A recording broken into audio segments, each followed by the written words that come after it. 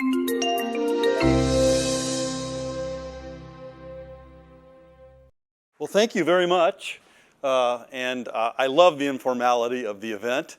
I was a university professor for 32 years. I taught classes sometimes during the noon hour. And they weren't supposed to bring food or drink in, but they, of course, did it anyway. So I'm used to just about anything happening in an audience. And so be very relaxed. And I'm very happy to be here at Google, to meet you, to see your facility. Just as an aside before I get started, Mark and Rick Armstrong, Neil Armstrong's two sons, I've gotten to know quite well. And one thing that Rick told me was that their nickname for their dad in later years was Mr. Google, because Neil had, this sort of all-embracing knowledge about so many different fields. And so I guess maybe it was they were teasing him a bit that whenever something would be brought up, he felt he would contribute some additional knowledge on the subject. So he was, I suppose there's lots of Mr. Googles in the world, but Neil Armstrong was one of them. Biography, I'm trained as a historian of science and technology, and I didn't really write my first biography until this book, which I started writing in the early 2000s and was originally published in 2005. Biography is not easy to write. I suppose that's why I like trying to do it so much. Writing biography is always challenging. Just how difficult it is to write a biography can be reckoned by anybody who sits down and considers just how many people, how few people really know the truth, the real truth about the secrets that you hold closest to your heart and deepest in your minds.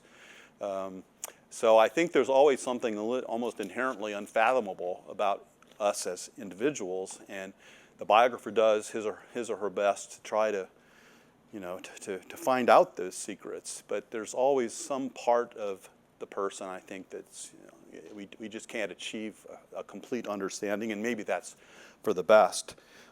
Biography is even more challenging when it's not just biography, but it's also iconography. When it's a study of an iconic person onto whom various levels of myth and symbol and poetry and fiction have been projected by society and culture. And I think in the case of Armstrong, that certainly is part of it. So it's a biography and an iconography, and for that reason, I think it makes it especially fascinating to study. I'll tell you a story that I think is very illuminating. Neil grew up in a series of small towns in Ohio. He was born in 1930, and his father both his father and mother grew up on a farm, and they had 8th grade educations, but the father had studied accounting, and he got a job in the early 30s during the Depression as an auditor for the state of Ohio. And as a result of this, he would be assigned a certain county to go in and do the books and do an audit for that county. And he was an expert, having grown up on a farm, he was an expert on accounting as related to farmland and farm businesses. And so, Ohio was mostly farm counties with the exception of the major towns. And so the family went to places where they were really out in the countryside. And so Neil, by the time he was, again, born in 1930, by the time he was 9 or 10, he'd lived in 6 or 7 different towns, small towns in Ohio. Now, they were all the county seats usually, or near the county seats, but they were still rural areas. And when the dad was done with the job it took about a year, and then they would move on, and sometimes across the state, and so the family would get up and move. And so Neil was on the move with his family as a boy in various towns. Now, he ends up in a town called Wapakoneta, which is in northwestern Ohio, very agricultural. It's about 50 miles north of Dayton, if you if you need your geographical situation. So he arrives in Wapakoneta just in time to begin high school, ninth grade, which was high school for the kids in Wapakoneta. And it was a town back then in the around late 1930s, 1940, that probably had about 20,000 people. But it was the county seat of Auglaize County. Well, in Wapakoneta, where Neil starts high school, there is a man in Wapakoneta named Jacob Zint.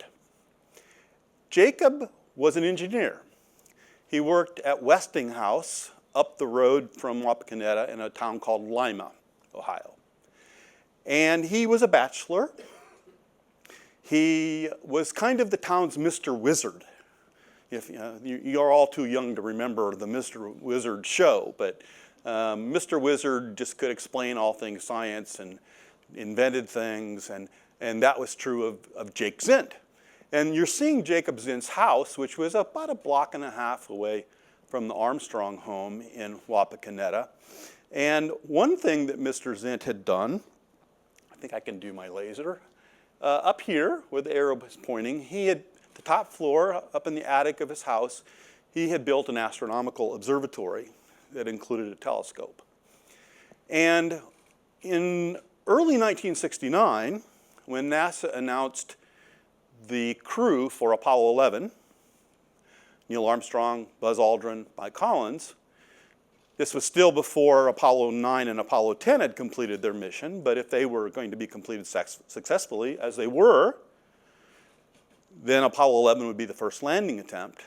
So the announcement of this first crew, and especially after 9 and after 10 were completed, and it was clear that 11 was going to attempt the landing, all of a sudden there was a lot of attention on the Apollo 11 crew, who these guys were. Media wanted to know more about, they wanted to write feature stories about these first men that were going to be landing on the moon. And Neil as commander, and once it was clear that the commander was going to be stepping out first to become the first man on another planet, there was a lot of attention. I mean, reporters from all around the world came to this little Ohio town to learn what they could about Neil Armstrong. They talked to anybody and everybody that had stories about Armstrong growing up. Of course, he'd only been there since, his freshman year, but he spent his whole high school there, and he'd played in the band and different things. And so they come to Wapakoneta, and one person that talked to the reporters a lot was Jacob Zint. Jacob Zint told them this story. He told them that when Neil was very active in the Boy Scouts, he becomes an Eagle Scout, as you can see Neil here in his Scout uniform. Always looked younger, a very young, handsome little boy, looked always younger than he was. And in fact, he skipped a grade. One of the towns that he went to, when they sort of tested him, they realized his reading abilities were really a grade higher than his age. So I think he skipped the second grade, went from first to third. So he was always younger than his peers. But Zint told the reporters the story that Neil's Boy Scout troop came to the Zint home, was invited by Zint to the home, and Zint took them up to the observatory, and he told them about how he built the telescope and how telescope operate. And then he let every boy come and look through the telescope. And when the program was over, there was this little blonde boy that was sort of hanging around, and he was kind of shy. And Mr. Zint said this young boy came up to him and asked if he could come back. And of course, this was Neil Armstrong. And according to Mr. Zint, Neil came back many, many times, looked through the telescope. They had long conversations about, how the moon was formed and the universe. I mean, it was just broad discussions. And Mr. Zint said, even in a later story that was reported, and these stories were reported by AP Press and went national and I think international. Zint said that on the eve of the Apollo 11 launch, that Neil had gotten a message to him saying that he was going to check out, when he got to the moon, he was going to test some of the theories that they had discussed years before. Well, the Zint story, here you see a selection of children's books about Neil that have been published. And all of these had been published by the time I started my research on Neil in the early 2000s. There are now a few more that have been done. But the Jacob Zint story was in all of these books because it really sort of, it makes so much sense. It's that the person who becomes an astronaut and becomes the first man on the moon would have this kind of background and these sort of interests in astronomy and cosmology and whatever, Back to this slide.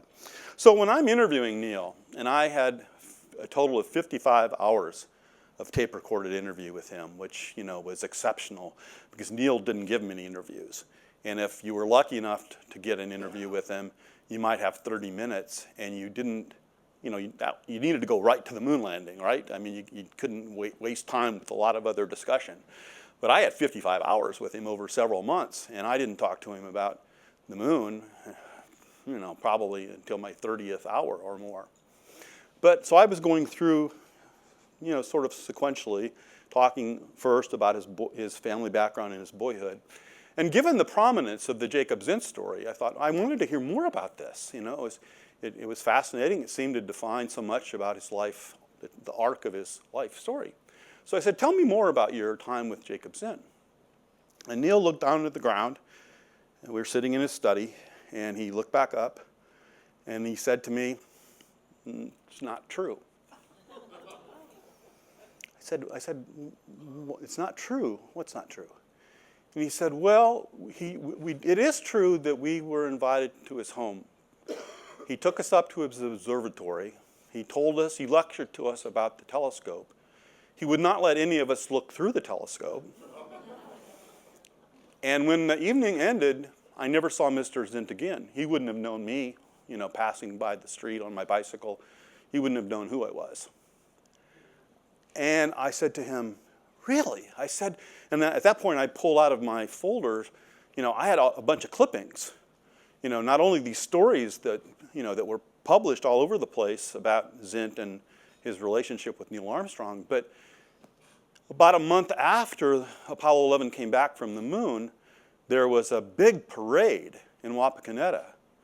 The Purdue marching band, Neil had gone to Purdue, had played in the marching band. The Purdue marching band and the Golden Girls from Purdue were in the parade. Bob Hope, the entertainer who's from Ohio, he was there. The governor of Ohio, Jim Rhodes, was there.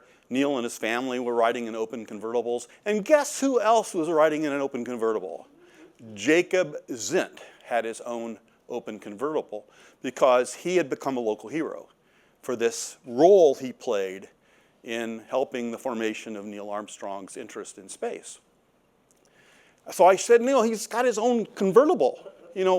I said, didn't you correct this? And Neil said, literally, he said this, I didn't want to rain on his parade.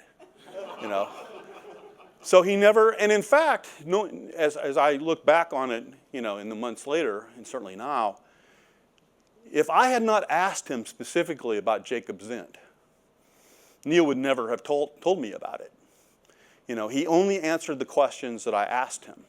So if I had not asked him about Jacob Zint,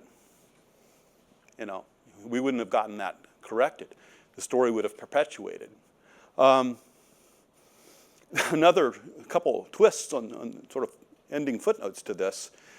The telescope and the kind of the structure that Mr. Zint had built around it for his observatory was eventually, I think, sold by the Zint family to the Auglaize County Museum. And it, in fact, became the centerpiece of the whole museum because of its role in the formation of young Neil Armstrong. I'm giving a talk after the book comes out in Dayton, just down the road, okay? And my wife is sitting in the back of the room. It's about this size of a crowd, a little bit larger maybe. And at the end, I'm signing some books and talking to people. And I see my wife is talking to somebody in the back. And when the room sort of clears, she comes up front with the man and she says, this gentleman wants to talk to you. It was the nephew of Jacob Zint.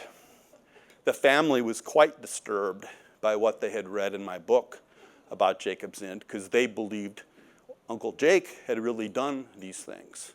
And they questioned whether I was really whether I was right about this or not. And all I could tell them was, I have recordings where I talk about this with Neil. Neil was very plain about it. Write him if you choose, and I think they later did. But this was a very significant story for me. Actually, in the new edition of the book, we wanted to shorten the book in some respects, and my editor wanted to cut the Jacob Zint story out of the book. And I said, no, you can't do that. It's such an important story, because what it informed me about was I couldn't trust anything that was out there.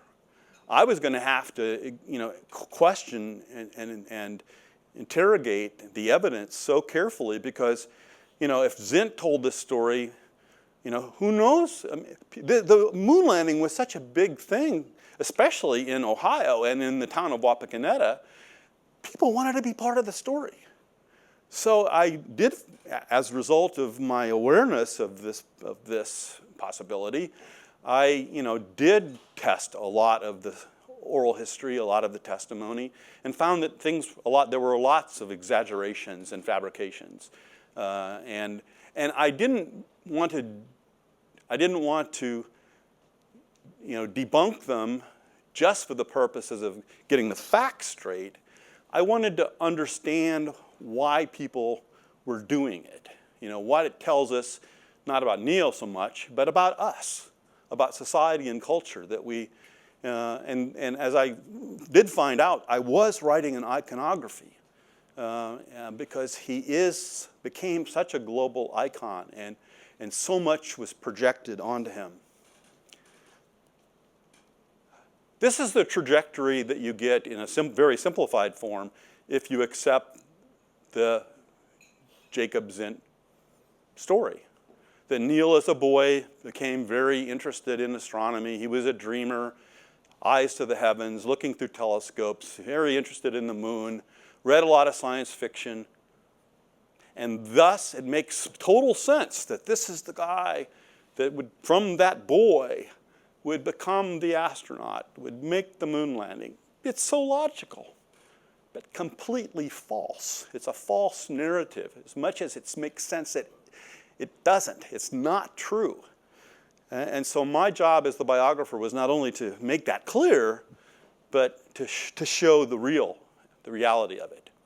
And the reality of it was that Neil was all about airplanes. As a boy, a little boy, he saved every penny, begged his mother every time they went to the hardware store. He wanted, he wanted stuff to build model airplanes. I show this slide. You see his brother and sister over in the right side.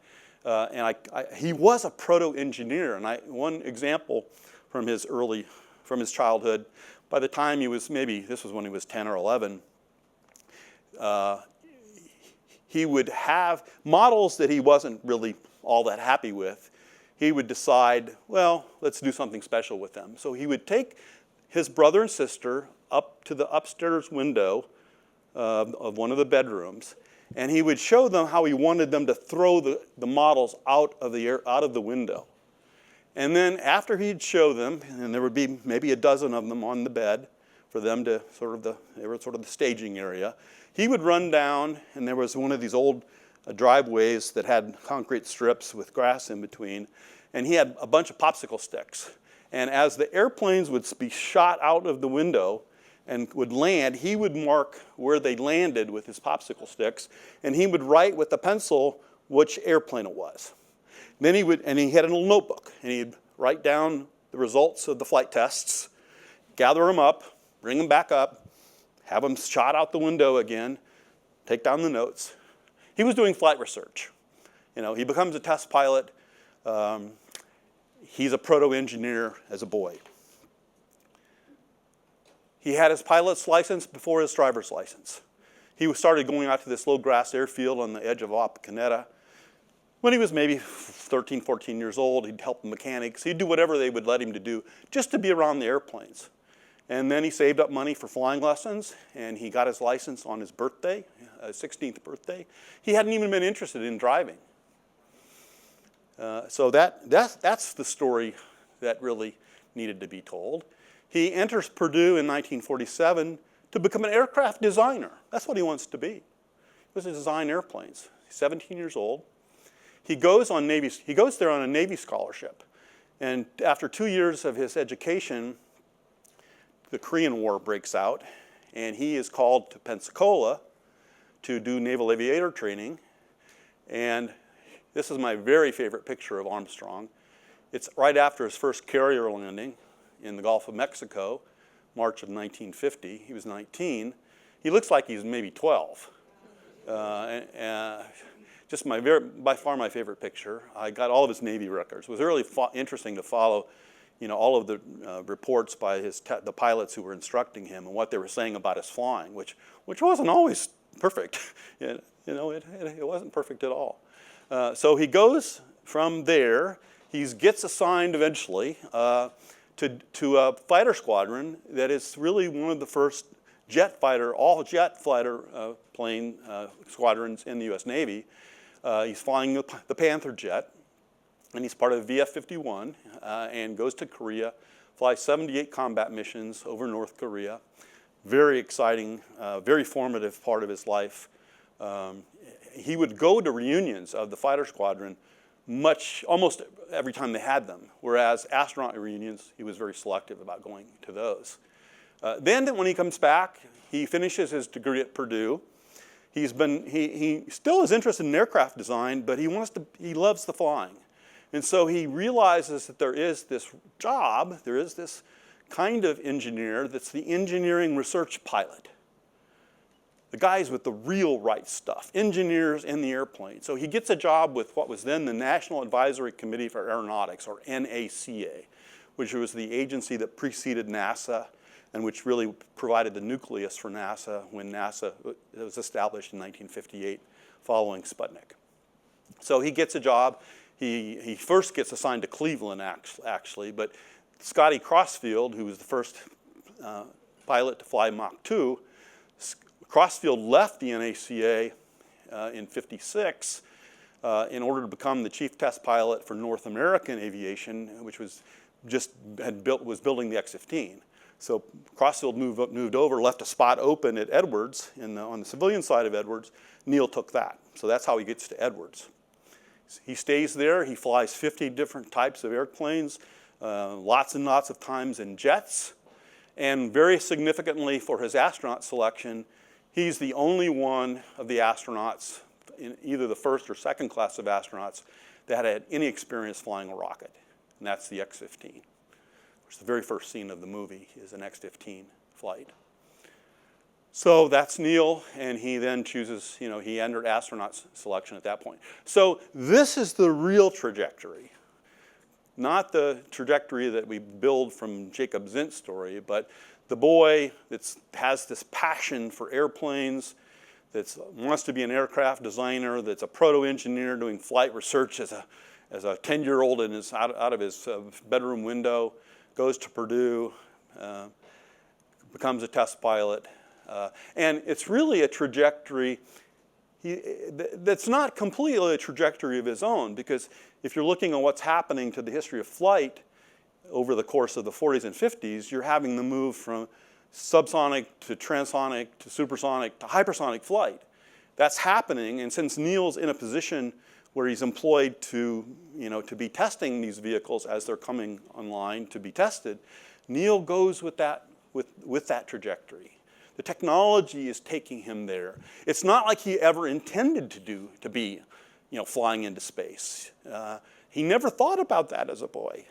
But that's where the technology, that's where the progress was taking flight, and he went with it and was in a great position in terms of timing, in terms of his age and his experience. He was perfectly situated to take advantage of it if he chose to go that route. This is a very, I think, illuminating quotation from Neil, something that he said to me in one of my interviews. Neil, I think it's right to call him an explorer, but I think to really understand him, this quotation gets much closer to the truth. What I attended to was the progressive development of flight machinery. My exploration came totally as a byproduct of that. I flew to the moon not so much to go there, but as part of the developing the system that would allow it to happen. And I think that's a really critical understanding of how he saw himself and what he was actually doing. So that's myth one. Neil is a young stargazer, the Jacob Zint story. That's a myth I think really biographically you have to bust, or you're really never going to fathom who the guy was. Actually, I could give you, if you invite me back about 10 times, I can go through all the myths that there are about Armstrong. I'm only going to concentrate on 2 of them really today. But there are an incredible number of myths about him if you really want to understand him. And the book tries to lay them out. Myth 2, I guess there's 3 of them I'm going to talk about. I kind of already hinted at this. The Right Stuff. I love the book. Tom Wolfe's book from 1979. Whenever I taught my graduate seminar in aerospace history at Auburn, I always had the students read it. It's a fabulous read, great for conversation. And what is the right stuff? I looked through the book again and looked through my notes on when I taught the book, and this is the closest thing I could get to a singular definition. The ability of a pilot to go up in a hurtling piece of machinery and put his height on the line and then have the moxie, the reflexes, the experience, the coolness to pull it back at the last yawning moment and then go up again, even if the series should prove imminent. That's the closest thing to the right stuff based on Wolfe's book that I could get. Of course, so the image of the right stuff is, you've got these proud, unwilling to admit weakness, not given to small talk or introspection, very courageous, very charismatic, somewhat arrogant, occasionally kind of coarse, very competitive. That's the image of the right stuff that Wolfe is really telling us about. And of course, in the book and in the movie from 1984 that resulted from the book, who's the one with the real right stuff? Is it an astronaut? No, it's Chuck Yeager. And that's a myth as far as I'm concerned. I think as far as a lot of historians of flight are concerned. Neil, I think, and pilots like Neil had what I call the real right stuff, that were not trying to break records. They were trying to learn. They were trying to build knowledge. They were engineers in the cockpit, trying to learn about the machine, the environment the machine was in, the relationship of the pilot to the machine, data. You need to get data from your flights. You'll never hear Chuck Yeager in his whole life talking about knowledge or data. It's about other things. The real right stuff, in my view, is what has really contributed to the progress of flight. I gave talks out at what was then NASA Dryden, it's now NASA Armstrong, where I've gone on at length about the real right stuff. And my book talks about it as well. And I tell you a little story which was crucial to, I think, my getting Armstrong to agree to letting me do the book. You're seeing a picture of a NACA NASA test pilot by the name of Jack Reeder, who was a test pilot from 1943 to 1982. Not a famous name that you would recognize, but I got to know Jack quite well, because my first job out of grad school was to write a book about NASA Langley, the oldest of the NASA facilities, because it was the first NACA facility. Reeder I got to know quite well and learned a lot about the real right stuff from him. He actually had been an engineer from Michigan Tech who wasn't originally a pilot. He was an engineer in the full-scale wind tunnel at Langley. But during the war, Second World War, they needed more. Pilots were going out to the Pacific and to Europe to fight, and NACA was short on pilots, so they took some of their engineers who were willing to do it, and they sent them through. Jack went down to Pensacola and went through naval aviation training, and then came back to be a test pilot and became a superb test pilot. I'm going to skip over this one because I'm kind of talking about this. There is this cult of the astronaut that is still kind of tied to the real right stuff. that I think is important to demystify, demythologize. I think there's a lot about the social and cultural apprehension of the astronaut, which is not the best understanding, I think, of what the astronauts truly contributed. Whoops, I guess I got rid of one, but I need to go back to this then. But here's the key that I wanted to mention with Jack Reeder. It took me about 2 years to get Neil to agree to do the book, to give me the access. And the critical moment came when I went to his home in suburban Cincinnati and sat with him for the afternoon, talked to him, free-flowing conversation. It wasn't an interview, it wasn't recorded. And his wife, Carol, his second wife, came in and out of the room from time to time. And at one point, I mentioned to him something about Jack Reeder, and I wasn't fishing for anything. I had no reason to think he actually even knew who Jack Reeder was. The minute I mentioned Jack Reeder, Neil turns to his wife, Carol, and says, "Jack Reeder was the best test pilot I ever knew." And then he turns back to me and he says, "And Chuck Yeager was the worst." That's the only time I ever heard Neil say anything bad about anybody, which meant he really had some intense feelings about Chuck Yeager. Read Yeager's autobiography from years ago, and you'll see what Yeager has to say about Neil. It's worse than what Neil has to say about Yeager. They were not on the same wavelength. But you might remember that phrase the most. But what I really wanted to emphasize was the first part of what Neil said. Jack Reeder was the best test pilot I ever knew. Because Jack was an engineer, he was an engineering research pilot about knowledge, about data, the engineer in the cockpit, the real right stuff. And I was pretty happy that he knew who Jack Reeder was. And leaving the home that day, I kind of thought, gosh, what are the odds that I'm going to mention to Neil someone who he thinks is the best test pilot he ever knew? It took another year after that to get the final green light from him, but I think Neil appreciated the fact that I understood. I mean, if I had said to him that day, "Boy, I really love Chuck Yeager," what do you think about Yeager? I probably wouldn't have gotten the book. Really, I don't think I would have gotten the book. But instead, I knew why I not only knew who Jack Reeder was and was a friend of Jack Reeder's, I knew why he was important and why his flying was the kind of flying that really meant a lot to progress. I think I might have cinched the book deal with Neil right then and there. Okay, do I have time for one more story? Do I? Okay. I don't know when you guys have to be back to work. This is work. This should be considered work, right? Okay, this is the last myth that I'm going to talk about, and it's also about his childhood.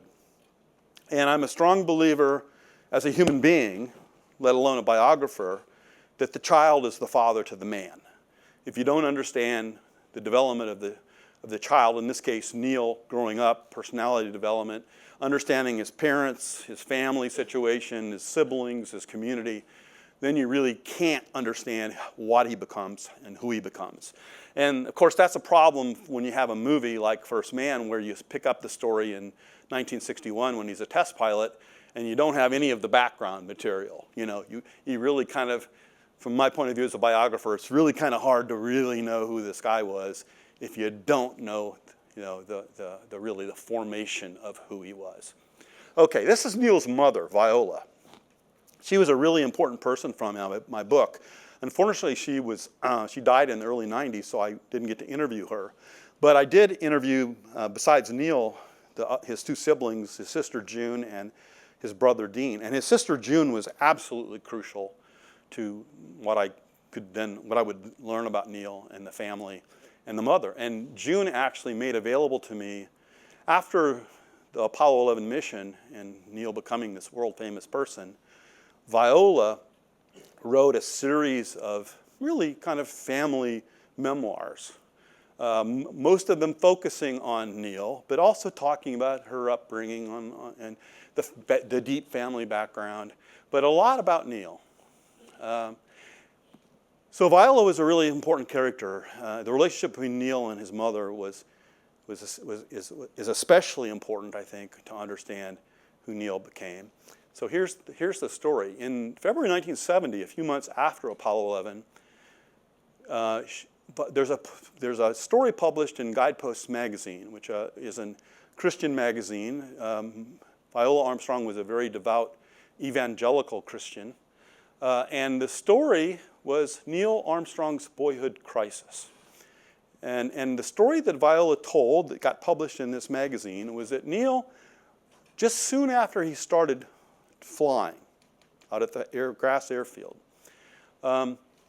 actually he was with his father and his brother and a friend coming back.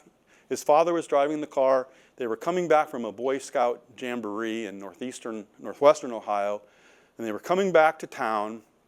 And as they got to the outskirts of town, they saw one of the Aeronca airplanes that the student pilots were in, and it was coming down, and it hit the telephone wires, the wires, and crashed. And Mr. Armstrong drove, as close to the airfield as he could get, and they all rushed out of the car, and Neil got there first, and it was an older boy, but someone Neil knew that was also taking flying lessons. And according to the story that was published, the boy dies in Neil's arms.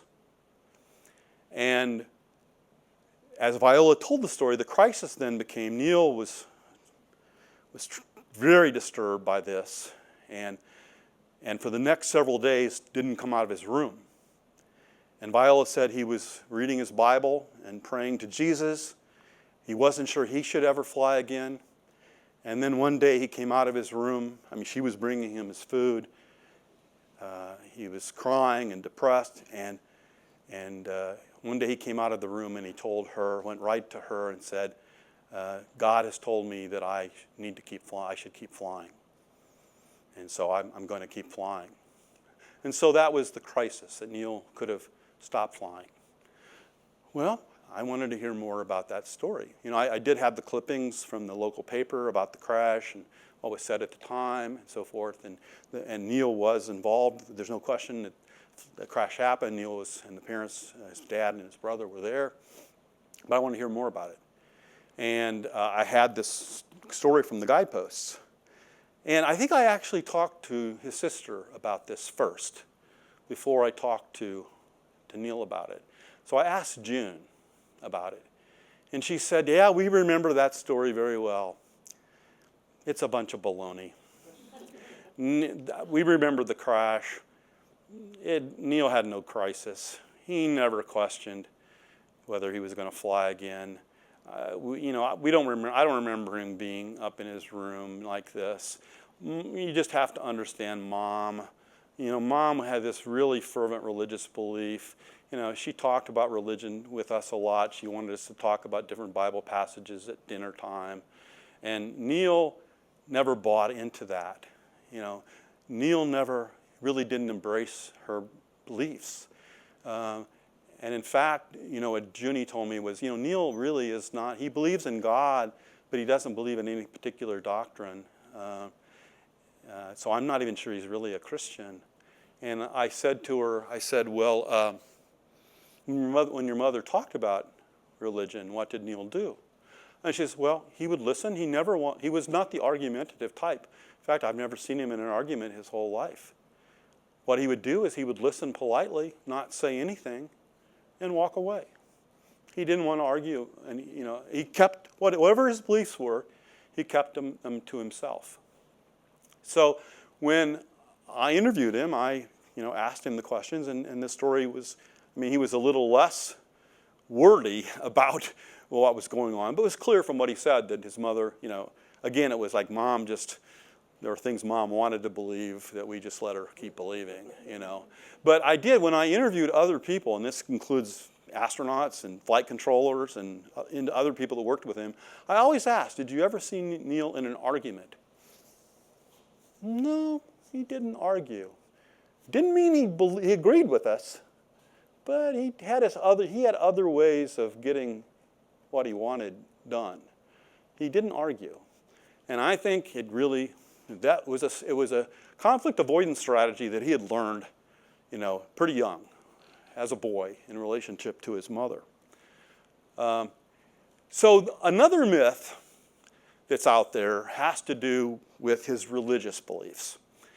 And, you know, as a biographer, I'm not trying to prove any point one way or another about religion. I'm just trying to tell a story and be as faithful and accurate about Armstrong as possible. There's a story that circulates, you know, even today. Neil visited Jerusalem at some point later in life. And the story goes that when he was on the stairs climbing to the Temple Mount in Jerusalem, that he professed his Christian religious beliefs then. In fact, this is a story from Tablet magazine that comes, and it's a story that actually appeared earlier in other places, but it was repeated. This was actually 2 days after Neil died in August of 2012. And the story goes, it says, when American astronaut Neil Armstrong, a devout Christian, visited Israel after his trip to the moon, he was taken on a tour of the old city. When they got to the stairs of the steps leading to the Temple Mount, Armstrong asked the guy who was escorting them whether Jesus had stopped anywhere around there. And the man said, these are the steps that lead to the temple, so he must have walked there many times. And Neil said, so Jesus stepped right here? Yeah, that's right. Well, I have to tell you, I am more excited stepping on these stones than I was stepping on the moon. I had already talked to Neil about this story because it had appeared earlier. And I talked to Carol, his wife, who was with him in Jerusalem for this visit. It's a totally fabricated story. I mean, not that he wasn't there, but it's not, he never said it. There are people that want to believe this about him. It's just not, it's simply not true. This is the truth. I mean, actually, there were stories about Neil's religious beliefs that came up in the press prior to Apollo 11. There was a woman who was a very, very famous American atheist, Madalyn Murray O'Hair. Some people called her, press dubbed her the most hated woman in America because she was suing the government over, you know, reading from the book of Genesis on Apollo 8. And she picked up something in a German magazine, an interview with Neil, and it suggested to her that Neil was an atheist, which he was not. He was a deist. But that became enough news that when Neil and the crew were on Face the Nation on CBS, in the weeks after Apollo 11, Walter Cronkite asked Neil, when you were on the moon, did you feel closer to God? That's a question that came up to a lot of the astronauts. Well, what did Neil answer? Walter, sometimes a man just wants a good cigar.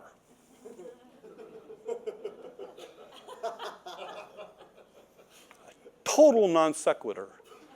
But, and watching Cronkite's facial expression is priceless because he's, you know, not sure he's heard it right, and but he does realize, well, clearly I'm not supposed to pursue that topic, and he did not. There's Madalyn Murray O'Hair, and her claim that he was an atheist, which is not true either. As I said, he was a deist. Now, here's a story that persists to this day. If you get on your computers and Google, yeah, I don't think I've ever had such fun saying that. Google Neil Armstrong plus Islam. You will get hundreds of thousands of hits. The story circulated not long after Apollo 11 that while on the lunar surface, Neil heard this strange singing or whatever. He didn't know what it was. He heard it again once he was back on Earth. He learned that it was the Muslim call to prayer, and he converts to Islam. In fact, as the story went, he moved to Lebanon, which he did. Lebanon, Ohio, which is a little town north of Cincinnati. Lived on a farm there. But this is a story that would not go away. And to the point where in the mid-'80s, Neil, because he's getting invitations to go speak at mosques and talk about his conversion, and he goes to the State Department and says, can you help with this? I'm getting all these requests. And so they helped. They put out a circular to send around embassies in Islamic countries. And Neil also did a teleconference with journalists in Cairo, Egypt, and answered all their questions and made it clear, no, he wasn't. I'll go back here again. And in fact, the one story Neil told me was when he was at Purdue, he was back at his fraternity house, and there was a little reception for him. And a young student came up to him who was from Turkey. And the student said, he got him at a time when he was just by himself, and he said, could you tell me about your conversion to Islam? And Neil tried to tell him, well, it's not true, and I've had to explain this many times. And the young man listened, and he said then to Neil, well, my dad told me that you were going to have to lie about it, because the conspiracy is that he converts, and the reason he's such a recluse is the United States government doesn't want this story known, and so they have, sort of hidden him away from people, so they don't really discover the truth about his religious beliefs. And again, I write about this in the book. I've lectured about it, but the number of hits on Google just keep going up, And so it's still out there as if it's true. And like I said, he was a deist, and if you need, a lot of famous deists, deism sort of grows out of the 18th century Enlightenment. And I know he's a deist because I talked to him about it, and when he was a test pilot at Edwards, he got involved with the Boy Scout troop, and he had to fill out an application. Troop was run through this local church. He filled out the application, and on religious affiliation, he wrote deist. The minister didn't know what that was. So he called a fellow test pilot at Edwards that the minister knew and who was one of their parishioners, and he said, this Neil Armstrong seems like a great guy, but what's deist? And his friend Stan Butchert said to the minister, well, I don't really know what that is either, but he's a really great man and I wouldn't worry about it. So anyway, well, I'm going to stop there. As I said, I've got lots and lots of myths to cover. I will just conclude that the myth that he did become a recluse is not really true. He did a lot of things, and I think more and more in the later decades of his life. He had to be pretty choosy about what he did, and he didn't grant interviews unless he thought it was a newsworthy item that he had some expertise to comment on. But he wasn't interested in people doing feature stories on him, so he turned down lots and lots of interview requests. And I think the idea that he became a recluse was really created by media that had failed to get him to do an interview. So it's easier just to say, instead of we were rejected, he's a recluse. He wasn't a recluse. He did tons and tons of stuff. So anyway, is there time? We have a couple minutes for questions, but I'm going to hog the mic for a second and say, well, thank you very much. That was amazing and really informative and delightful. Thank you. I'm going to throw the mic to Scott next, but I'm going to ask a question first. Did you Sure. get an opportunity to talk to Neil about the conspiracy theorists that said that the moon landing was fake? Because that's hilarious to me, and I'm just wondering what he said about it. Yeah, it's Scott? hilarious on one level, and it's really depressing on another level because it doesn't go away. It continues to this day, maybe even at a greater volume than ever before. No, I did talk to him about it, and I'm doing 2 books. Purdue Press. We're doing two volumes of Neil's papers. Letters to Neil, and then letters from Neil, and he received a lot of letters from the conspiracy theory people, and he answered most of those. A lot of the answers back to letters that he got. He got so much mail, he had to have assistants and secretaries, and a lot of the letters went back were they were signed by the secretaries, not by Neil. But the conspiracy theorists, he kind of took personally, and he had a variety of answers for them. I think it was clear in the answers that he was frustrated that he couldn't, no matter what he said, he knew he wasn't going to convince certain people. One thing that he commonly said was, look, this was the Cold War. This was a race to the moon with the Soviets. Mm-hmm. If the Soviets had any suspicion that this was not really true, and there were ways of seeing what the American space program was doing and tracking spacecraft, the Soviets would have been all over it. But no, they weren't. It wasn't like they embraced it and were blowing trumpets about the Apollo moon landing all through the Soviet society. But Neil was invited to the Soviet Union about a year after, and made a trip, and he got he was treated with great honor and given medals and things like that. So that was one thing that he answered. That if there had been, and then another thing he would say is that it would have been harder to fake it than to actually do it. Of course, you have to have some basic understanding of physics, or Newtonian physics at least, to really understand that. A lot of people didn't. I mean, my mother, again, she had an 8th grade education, and she didn't believe it. But, for her, it just, her brain couldn't grasp the principles that would be involved in rocket flights and different things. So I will publish some of the letters from the conspiracy theorists. I mean, it really got nasty. There was this one guy who made a bunch of videos. I'm not going to even mention his name. He's the guy that Buzz Aldrin here in Beverly Hills smacked. But this guy followed everybody around and wanted them to swear in a Bible.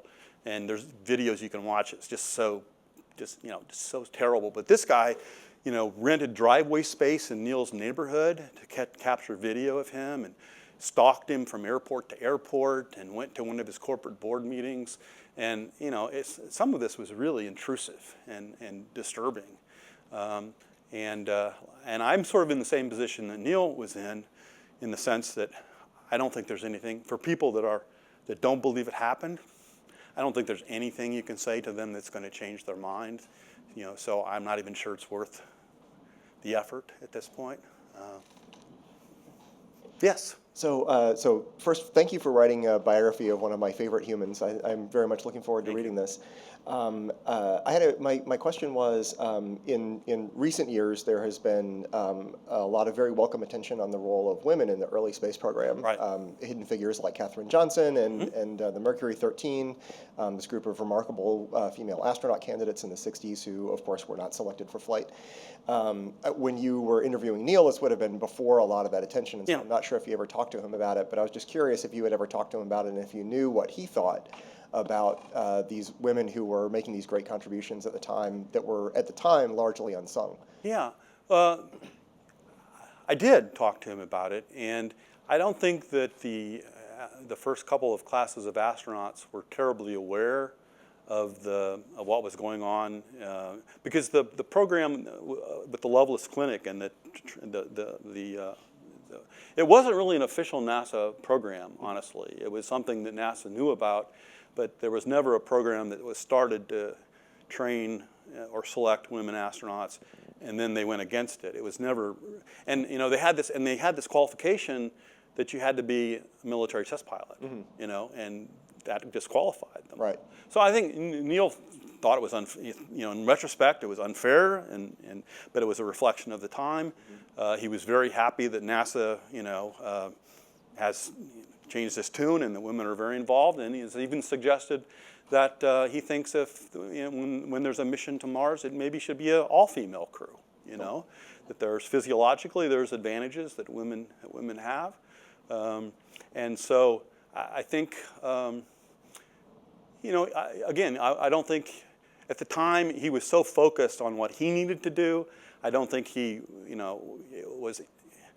didn't feel like it was his place to take up the cause of women. He just needed to do his job, which was complicated enough, and was historically aware, as Mr. Google would be historically aware that there were certain social constraints that had not been conquered, and fortunately, we've moved past those to some significant degree. Well, thank you so much. I will say that in terms of Hidden Figures, I'm proud to say that my very first book for NASA in the early 1980s, which was a history of NASA Langley in the NACA period, and you can find this on YouTube, I interviewed a number of the women, the computers, the women computers, including Katherine Johnson, and I write about them in a book published in 1983. Good for you, man. So when they are hidden figures, but I recognize the importance of these women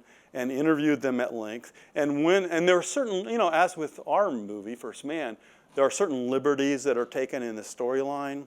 And I had reporters from the Hampton area contact me to point out what I thought were some of the inaccuracies in Hidden Figures. I refused to do it because I enjoyed the movie so much. I thought to nitpick, maybe it goes beyond nitpicking, but I just didn't want to be part of criticizing the movie in any way. But I did refer them to the fact that I did talk about them. You can go on YouTube and get my interviews with them. So anyway, thank you. Right on, sure thing.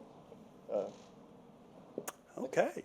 Well, again, thank you so much. You know, clearly I like to talk about this guy a lot, and I'll probably be doing it for a while to come yet. So if you haven't seen the movie, I hope you will go see it.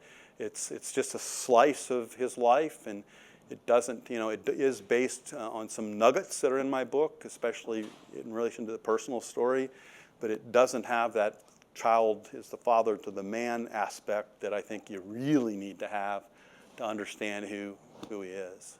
So. And I also, the cover of the book, it's nice to see the cover, it's Ryan Gosling, but I would prefer if you had the cover that had Neil on the front. You know, there's another edition, so you can go get that one too. So. Thank you very much. Thanks so much.